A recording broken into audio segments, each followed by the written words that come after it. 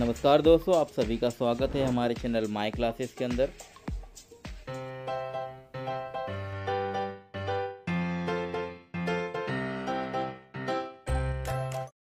तो ये हमारा पार्टनरशिप फाइनल अकाउंट का थर्ड वीडियो है। इस वीडियो के अंदर हम प्रॉफिट एंड लॉस अकाउंट के ऊपर स्टडी करने वाले हैं। एक बार हम फटाफट अपने फॉर्मेट को देख लेते हैं। पार्टनरशिप फाइनल अकाउंट के अंदर बेसिकली 4 फॉर्मेट होते हैं। पहला होता है ट्रेडिंग अकाउंट, सेकंड होता है profit and loss account, third है partners capital and current account and fourth is a balance sheet. तो इस वीडियो के अंदर हम profit and loss account and partners capital and current account के बारे में स्टडी करेंगे डीपली।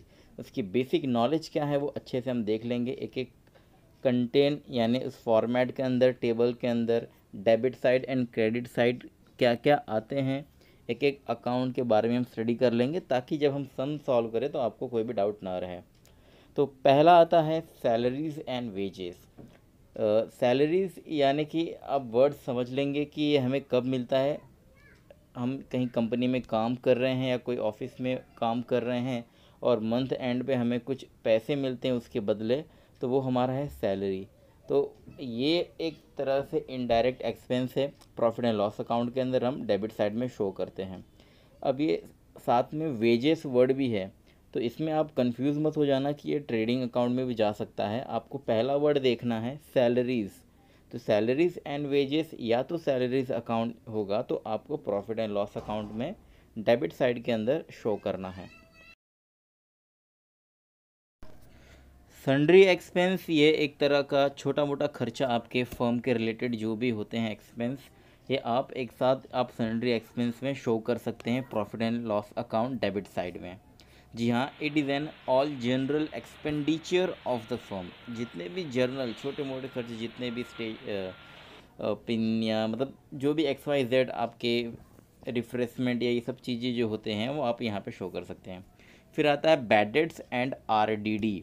ये बैड डेट्स वर्ड जो है थोड़ा सा कॉन्सेप्चुअल है, आप हमको अच्छे से समझते हैं।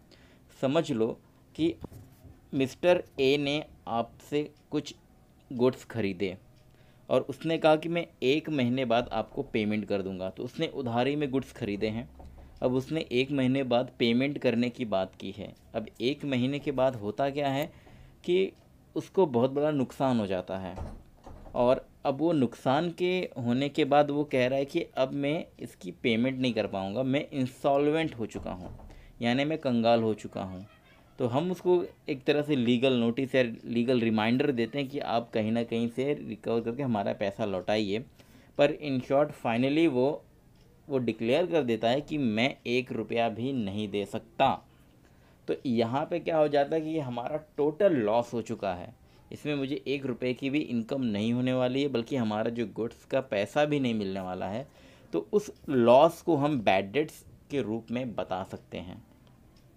अब ये RDD का क्या मतलब है? तो RDD मतलब है रिजर्व फॉर डाउटफुल डेप्थ, यानी कि यह अभी पैसा डूबा नहीं है, बट ये अब इस कंडीशन में आ गया है कि माइट भी ये पैसा ना मिले। मतलब इसमें चांसेस हैं कि पैसे मिल भी सकते हैं और ना भी मिल सकते हैं, पर बैड डेट्स के अंदर टोटली ये पैसे डूब चुके हैं, वो अमाउंट होते हैं। ठीक है, होप आपको समझ में आया होगा। मैं आगे चलता हूँ। 4th पॉइंट में हमारा डेप्रिसिएशन है। अब ये भी थोड़ा सा समझने वाली पॉइंट है, आप अच्छे से समझ। बिल्कुल बहुत सारे लोगों को ये डाउट होता है बैड डेट्स एंड डेप्रिसिएशन में। डेप्रिसिएशन का क्या मतलब है?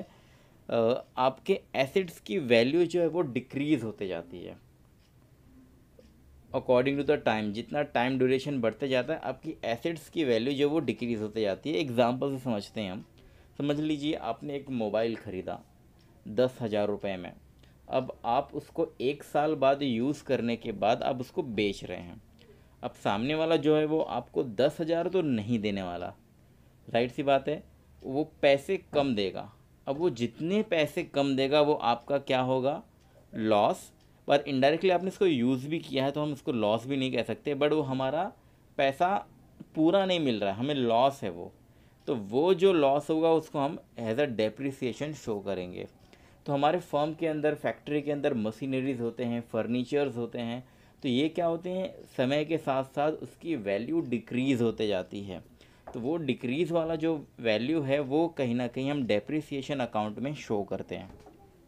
ठीक है, हम अब आगे बढ़ते हैं हमारे 5th पॉइंट में, डिस्काउंट एंड कमीशन।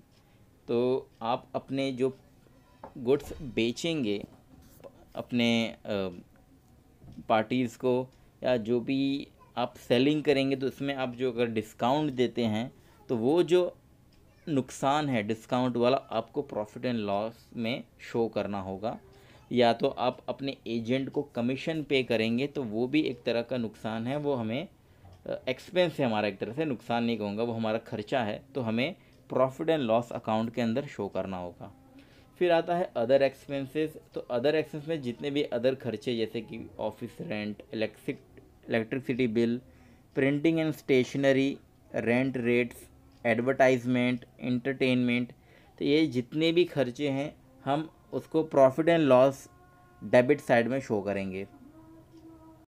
अब हम चलते हैं हमारे क्रेडिट साइड की तरफ। तो डेबिट साइड में हमारा टोटली एक्सपेंस और लॉस वाली चीज़ें थे, तो इसका अपोजिट यानी कि हमारे इनकम या तो प्रॉफिट वाली चीज़ें क्रेडिट साइड में हमें मेंशन करना है।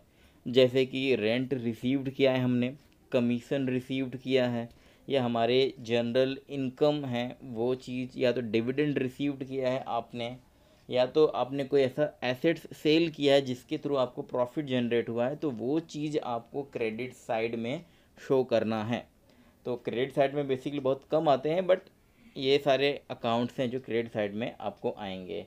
तो अब डेबिट और क्रेडिट, इसमें आपको जो भी बैलेंसिंग फिगर मिलेगा वो आपका नेट प्रॉफिट या तो नेट लॉस होगा, उसको हम ट्रांसफ़र करते हैं हमारे पार्टनर्स कैपिटल अकाउंट के अंदर। और इस पार्टनर्स कैपिटल अकाउंट यानी इसके अंदर आपको पार्टनर्स करंट अकाउंट भी बनाने होते हैं, या पार्टनर्स कैपिटल अकाउंट। ये होता क्या है हम वो समझ लेते हैं।